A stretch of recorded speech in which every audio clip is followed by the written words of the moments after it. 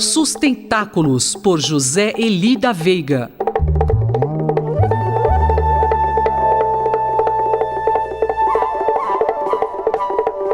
Professor José Eli da Veiga, bom dia.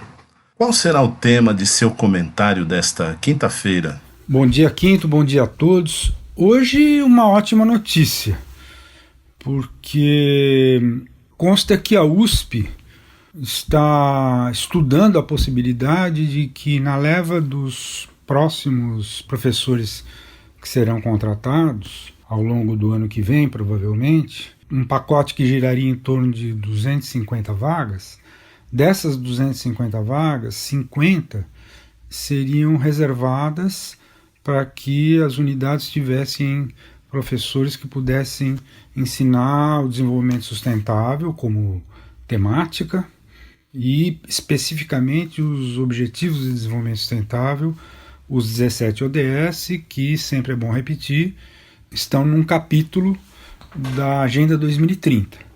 Ou seja, esse na verdade é um conhecimento que já deveria ser adquirido no ensino médio e depois, durante a graduação, vamos dizer, aprofundado. Mas não é isso que está ocorrendo. Na verdade, no ensino médio quase não se fala nesse assunto, porque depende de iniciativas da escola, do professor, isto é, não está nos currículos que são adotados nas escolas de ensino médio o tema do desenvolvimento sustentável, muito embora seja uma questão que esteja consagrada desde 1992, né? E que evidentemente ganhou uma força com a Agenda 2030, que foi assinada no final de 2015 por praticamente todos os países do mundo. Então, vamos dizer, a rigor é uma ótima notícia, mas ao mesmo tempo é a constatação de um imenso atraso, não é, Quinto? Mas e quanto ao site Sustentáculos? Ele não é dirigido exclusivamente a professores do ensino médio? Pois é, e não foi outra a intenção que nós tivemos quando procuramos lançar esse site, né, que todos os ouvintes certamente já ouviram falar, que é o Sustentáculos. Ele foi feito como uma maneira de fornecer meios aos professores do ensino médio de prepararem, se tiverem que preparar, nem que seja uma aula sobre o assunto. Eles, em princípio, não têm obrigação de ensinar desenvolvimento sustentável, sustentabilidade, e muito menos os Objetivos de Desenvolvimento Sustentável, os 17. Mas acontece que, muitas vezes, porque um aluno ou alguns alunos perguntam, então um professor do ensino médio é levado a ter que dar uma aula sobre o assunto. E ele, normalmente, a maneira como é o sistema não permite que um professor interrompa ou consiga tempo para ir para uma biblioteca fazer uma pesquisa. Então uma ideia original, que era de ter preparado um livro como se fosse uma espécie de guia para os professores sobre quais fontes eles deveriam consultar para tratar do assunto do desenvolvimento sustentável, isso evoluiu e terminou nesse site, que tem sido mais usado, na verdade, em faculdades, pelo menos pelas informações que me chegam, né? São mais professores de faculdades do interior do Brasil que estão utilizando bastante, estão se servindo bastante dos subsídios que estão lá organizados no site conforme os 17 Objetivos de Desenvolvimento Sustentável. Mas enfim, de qualquer forma, eu comecei dizendo que era uma boa notícia e é, na verdade, uma excelente notícia, que, mesmo que não venha a ser confirmado, que esse assunto ao menos esteja sendo cogitado pelos nossos colegas que são responsáveis pela condução da Universidade de São Paulo. Muito obrigado e até a próxima semana. Mais informações sobre sustentabilidade estão disponíveis no site sustentáculos.pro.br e na página pessoal do colunista zeeli.pro.br. Eu, Antônio Carlos Quinto, conversei com o professor José Eli da Veiga para a Rádio USP. Sustentáculos, por José Eli da Veiga.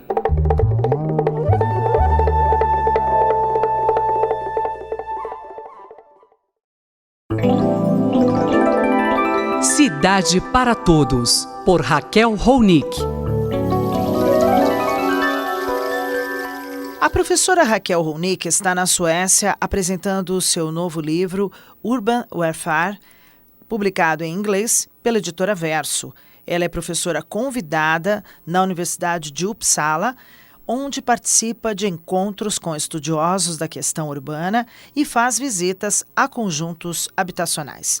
Professora, bom dia. A Suécia é conhecida por sua política universal de moradia. Qual é a situação hoje? Bom dia, Sandra. Bom dia, ouvintes da Rádio USP.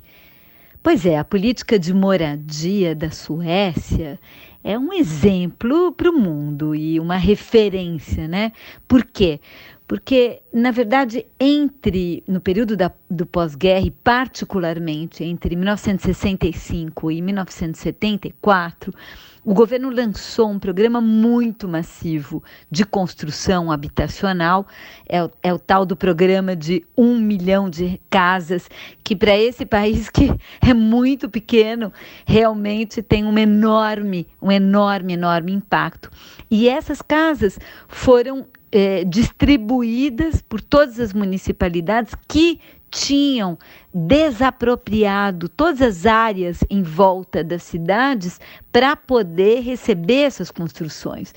1/3 desse estoque foi um estoque construído por cooperativas de trabalhadores e de propriedade dessas cooperativas. 1/3 desse estoque foi construções privadas para venda no mercado e 1/3 de aluguel. E esse aluguel era um aluguel constituído sobretudo por companhias municipais, e um aluguel absolutamente estável, né, para as pessoas. Isso possibilitou, essas casas inclusive foram entregues completamente equipadas, com cozinha, com banheiro moderno, enfim, foi um processo de transformação muito grande e universal. Não eram só habitações sociais, eram habitações para todos os grupos de renda.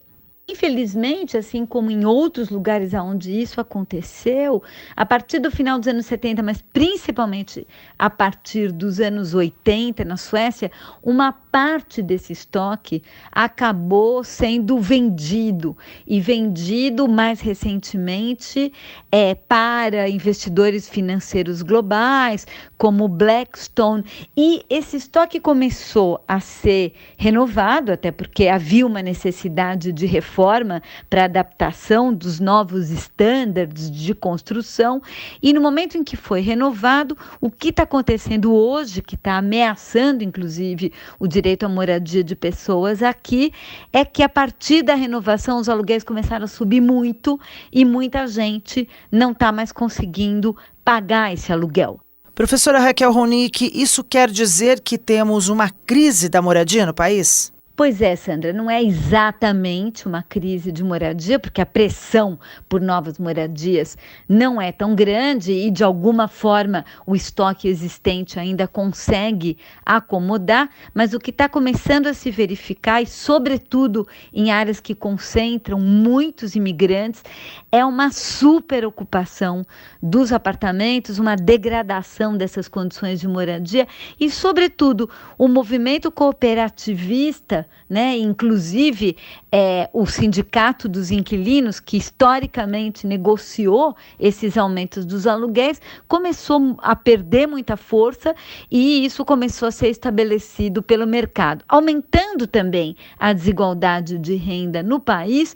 Isso, no curto prazo, vai significar, sim, uma situação muito complicada de moradia por aqui. Eu sou Sandra Capomatto. Você ouviu a professora Raquel Ronick, da Faculdade de Arquitetura e Urbanismo, da Universidade de São Paulo. Cidade para Todos, por Raquel Ronick.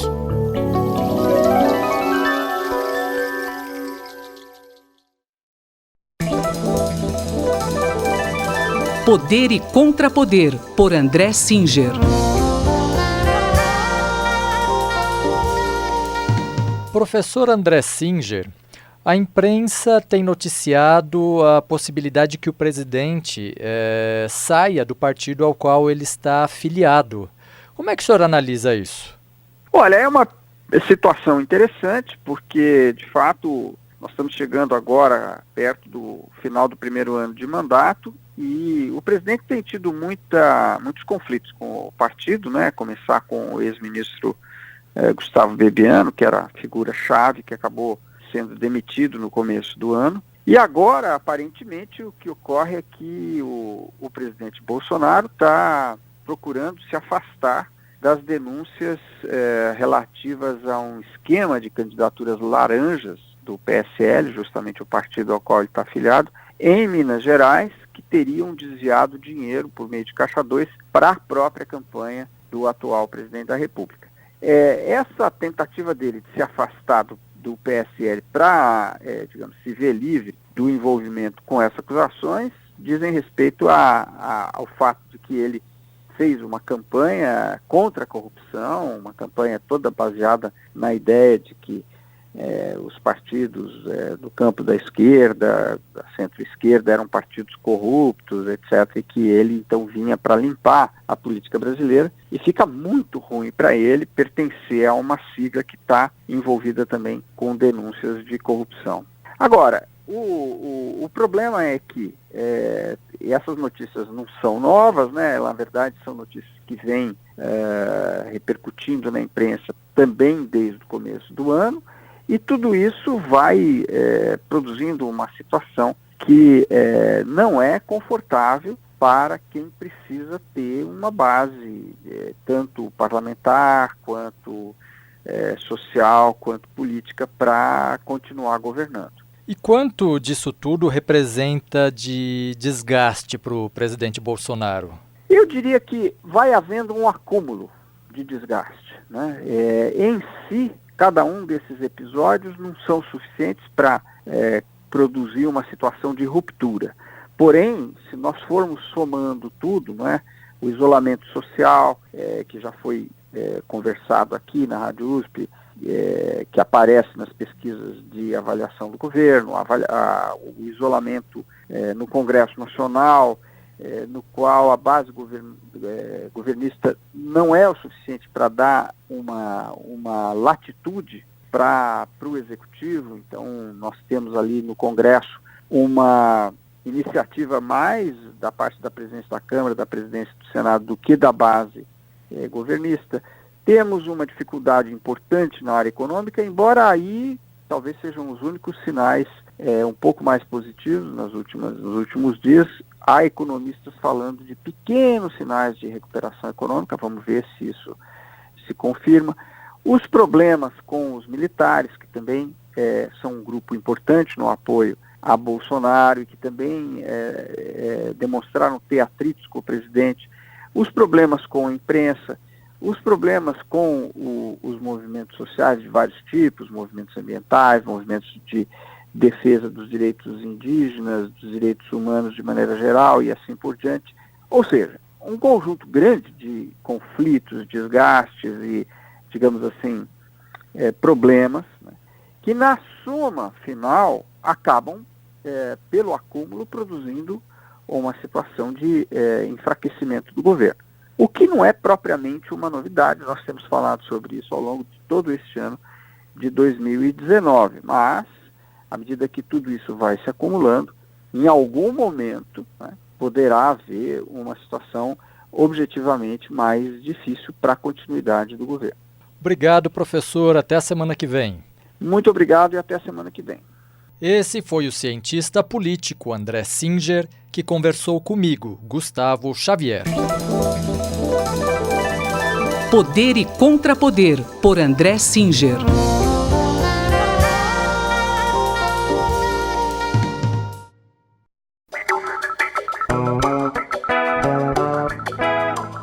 Espaço em Obra, por Guilherme Wisnik.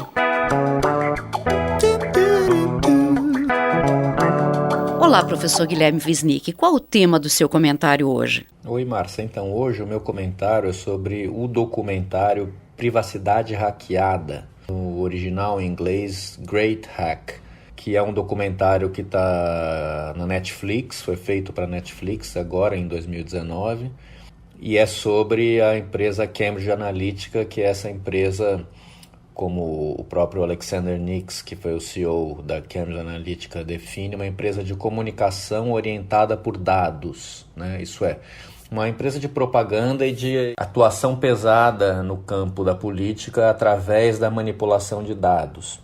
A Cambridge Analytica teve um papel central em várias campanhas políticas recentes, sobretudo que levaram à eleição de políticos conservadores, né, políticos de direita como Donald Trump, também na campanha do Brexit, embora eles neguem, mas há claros indícios de que também foram eles que estiveram por trás dessa campanha. E no fundo, quer dizer, o grande capital que eles tinham em mãos era o acesso a muitos dados de todos os eleitores de diversos países, como os Estados Unidos, por exemplo.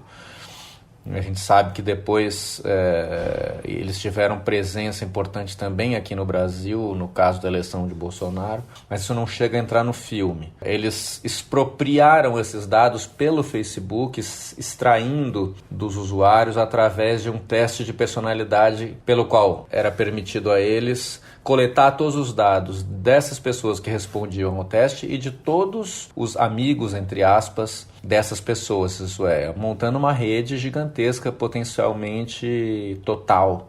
De posse, então, desses dados é que eles manipulavam esse grande capital político, que foi também um capital comercial. E isso trouxe graves consequências para o Facebook, né, professor? Foi a revelação disso que colocou o Facebook e Mark Zuckerberg diante do Senado americano, tendo que se explicar em franco constrangimento e contradição, né? Tendo que dizer que a missão original e essencial do Facebook era a missão social, mas que, na verdade, isso foi traído pelo uso comercial desses dados para a política. E então, com isso, quer dizer, como o filme esmiuça esse bastidor e mostra os meandros terríveis da política atual, exatamente como a nossa privacidade e, com isso, a democracia está sendo hackeada, né, por sistemas de bombardeamento de informação direcionada, que são direcionados justamente a pessoas que já se sabe que são vulneráveis a esse tipo de campanha e gerando, então, uma influência muito grande, com um poder de determinação no voto das pessoas gigante, né? Com isso, a tese do filme documentário é de que a internet, por meio das redes sociais, quer dizer, a internet que nasceu supostamente para colocar as pessoas em comunicação, para alargar o campo da comunicação e da interação, ao ser hackeada e usada desse modo, ela acaba atuando como meio de separação. Isso é, como forte instrumento de criação de conflito e de divisão. E mostra então como, através desses instrumentos, justamente, o mundo está progressivamente se dividindo no campo ideológico, né? Se fissurando e criando esses enormes fossos, como a gente vê hoje no Brasil. Essa é uma tese muito convincente, muito importante de se pensar, né? Tem uma frase de Steve Bannon, que é o grande ideólogo por trás de tudo isso, e justamente amigo da família Trump, como se sabe, né? E o Bannon diz, exatamente com todas as letras, que para transformar uma sociedade, é preciso primeiro destruí-la. Então você desmonta completamente por esse caminho do antagonismo, do ódio, e depois que ela está destruída porque as suas instituições vão à falência, né, vão sendo corrompidas, vão sendo remodeladas, vão sendo vilipendiadas nesse processo de despolitização, aí a partir disso você pode remodelar e criar a nova sociedade, que é essa sociedade ultraconservadora que nós estamos vendo. Ouvimos o professor Guilherme Wisnik, que conversou comigo, Márcia Vanza. Espaço em Obra, por Guilherme Wisnik.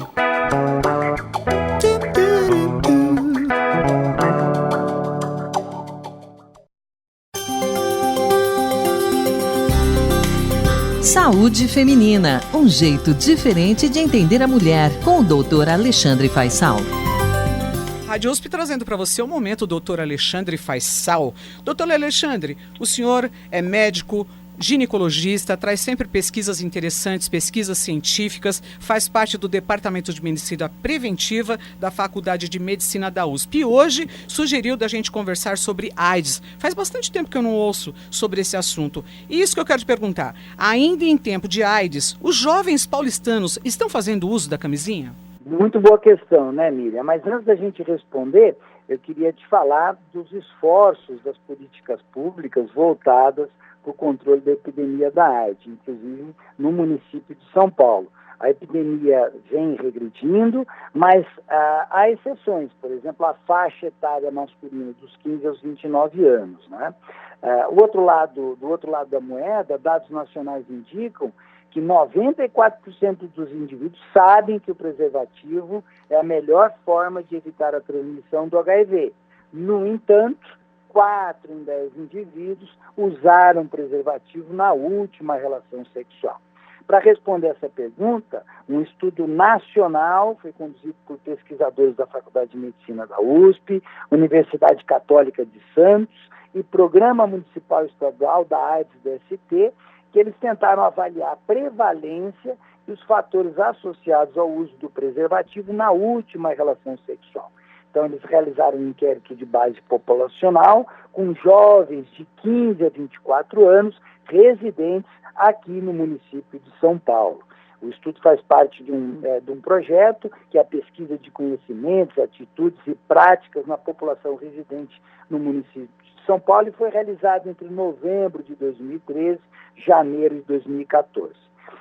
Detalhe dos mais de 4.300 entrevistados, 94% já tinham iniciado vida sexual. Para essa publicação, para a resposta dessa questão científica, esse estudo analisou dados de 821 jovens sexualmente ativos no último ano, em relação à data da entrevista.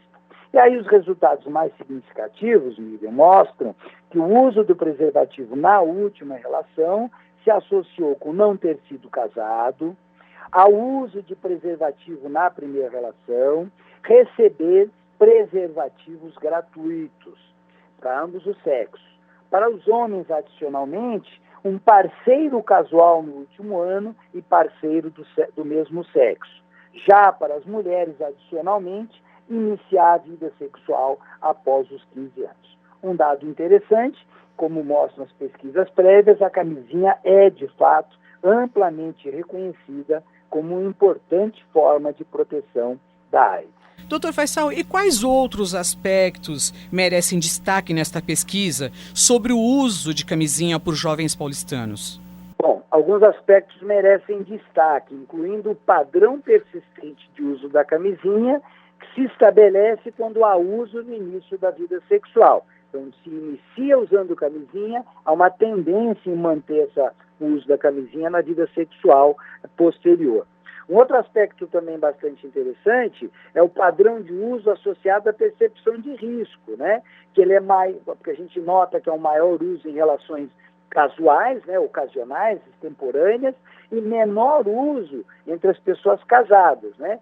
Sugerindo que as pessoas têm consciência da gravidade da doença e, portanto, têm uma preocupação com a sua prevenção. Ainda assim, jovens relataram que têm diversos motivos para não usar preservativo na vida sexual, incluindo aí a diminuição do prazer sexual, a indisponibilidade do preservativo no momento exato da relação, e um aspecto que eu acho bastante interessante da pesquisa, que é a gratuidade, que é um outro fator determinante e reforça determinante para o uso, né? E reforça a política pública de distribuição de preservativo, principalmente para essa população mais jovem e mais carente. Então, vale destacar, Miriam, que nós temos em São Paulo distribuição de preservativo gratuito em 26 terminais de ônibus urbanos, por onde circulam 6 milhões de pessoas